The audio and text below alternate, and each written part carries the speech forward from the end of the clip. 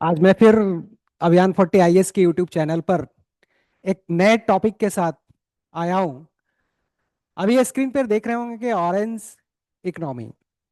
1 फरवरी को भारत सरकार ने अपना बजट पेश किया और इस बजट का जो सबसे आकर्षक पहलू था वो था ऑरेंज इकोनॉमी। ये ऑरेंज इकोनॉमी क्या है? नारंगी रंग इस इकोनॉमी को ऑरेंज इकोनॉमी या क्रिएटिव इकोनॉमी कहा गया।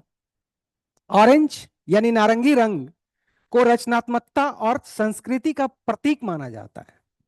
आखिरकार इस अर्थव्यवस्था में क्या है? सबसे पहले अर्थव्यवस्था को हमें समझना है कि अर्थव्यवस्था यानी इकोनॉमी देश में जो संसाधन उपलब्ध हैं उन संसाधनों का उपयोग करके मनुष्य अपनी आवश्यकताओं की पूर्ति करता है। इसी को हम अर्थव्यवस्था कहते हैं। हर दौर में अर्थव्यवस्था किसी न किसी रूप में मौजूद रही है, चाहे वो प्राचीन काल हो, मध्यकाल हो या फिर आधुनिक काल हो। निश्चित तौर पर अर्थव्यवस्था के स्वरूप बदलते गए। जैसे जैसे हम विकास में आगे बढ़ते गए वैसे वैसे अर्थव्यवस्था का स्वरूप भी बदलता चला गया। आज gig economy, blue economy economy, orange economy. तो इस इकोनॉमी का सोर्स क्या है? यानी इस अर्थव्यवस्था में कौन सी आर्थिक गतिविधियां संपन्न की जाती हैं और उसके लिए संसाधन क्या है? तो संसाधन के तौर पर अगर हम देखें तो आर्ट, रचनात्मकता यानी क्रिएटिविटी, बौद्धिक संपदा यानी इंटेलेक्चुअल प्रॉपर्टी, तकनीक यानी टेक्नोलॉजी, संस्कृति यानी कल्चर, ये इस अर्थव्यवस्था का संसाधन है, रिसोर्स है। इसका उपयोग करके कैसे रोजगार पैदा किया जाएगा, कैसे इसकी प्रोडक्टिविटी क्या होगी, इन सब चीजों की चर्चा हम करेंगे।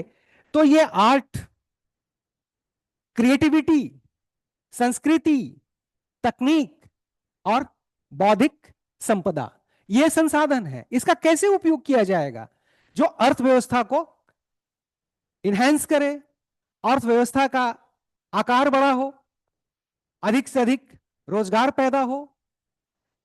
इसके लिए इन संसाधनों का हमें उपयोग करना है और इसके लिए फिल्म मेकिंग यानी फिल्में बनाना।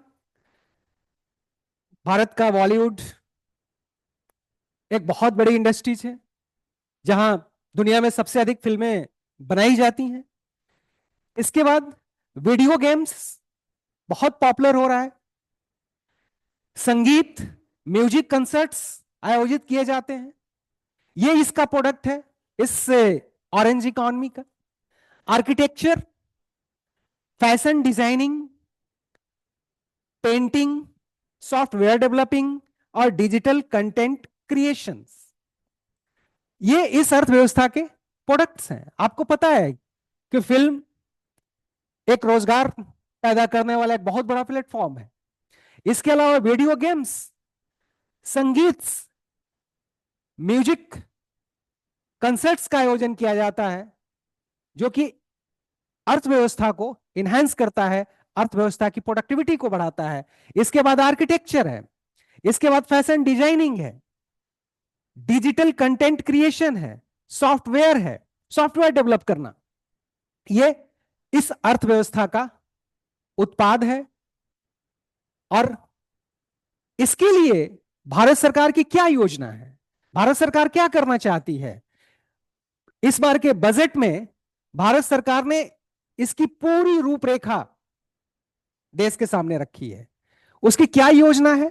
तो सबसे पहले भारत में इस अर्थव्यवस्था का विकास और इसका भविष्य, इसका फ्यूचर क्या है? यह रचनात्मक अर्थव्यवस्था अब भारतीय अर्थव्यवस्था का इंजन यानी सनराइज इंडस्ट्रीज। सनराइज इंडस्ट्रीज किसे कहते हैं? जिस दौर में जो उद्योग अर्थव्यवस्था को नेतृत्व प्रदान करते हैं उसे सनराइज इंडस्ट्रीज कहा जाता है। 1950 का दशक, 1990 का दशक, फिर बाद के दशकों में, 1950 के दशक में जो अर्थव्यवस्था थी वो मिनरल बेस्ड थी। गुड्स का प्रोडक्शन उस दौर की अर्थव्यवस्था को नेतृत्व कर रहे थे। लेकिन जैसे जैसे समय गुजरता गया, तकनीक का उत्पादन और इसका रॉ मटेरियल ज्ञान यानी नॉलेज, यानी आज की जो अर्थव्यवस्था है वो नॉलेज बेस्ड इकोनॉमी है। जिस देश के पास बौद्धिक क्षमता जितनी होगी, आज वो देश दुनिया में सबसे आगे है।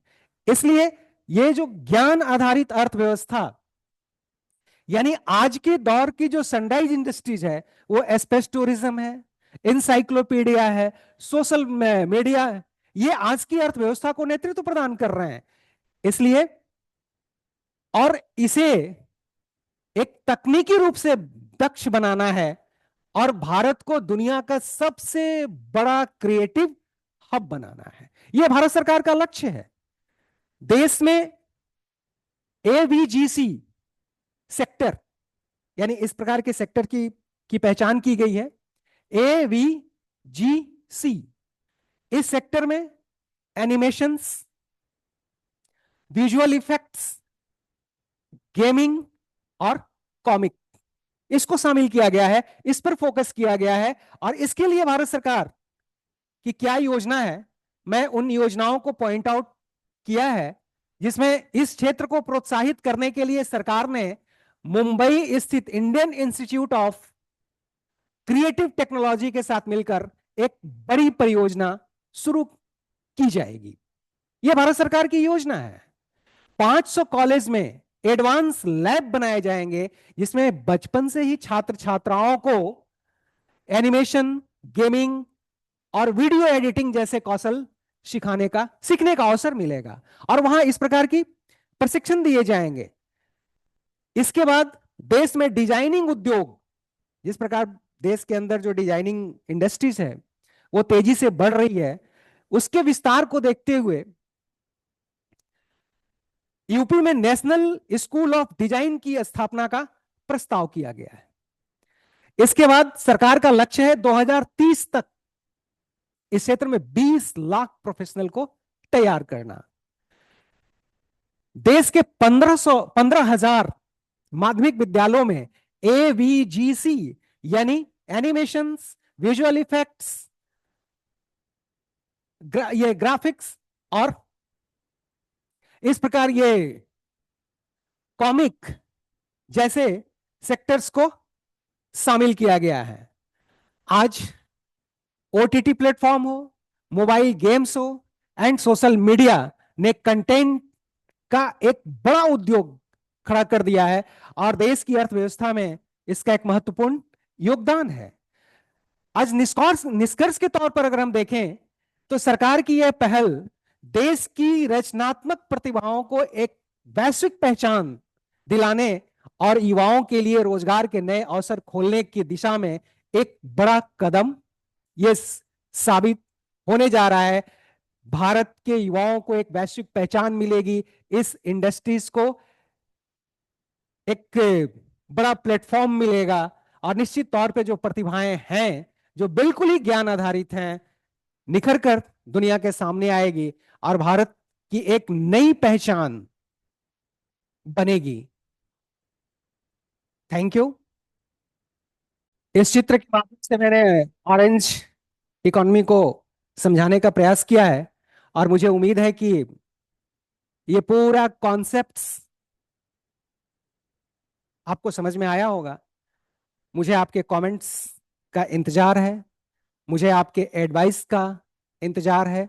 आप मुझे सलाह दें, मैं और बेहतर से बेहतर तरीके से आपको समझाने का प्रयास करूंगा और नए कंटेंट्स लेकर आऊंगा। Thank you.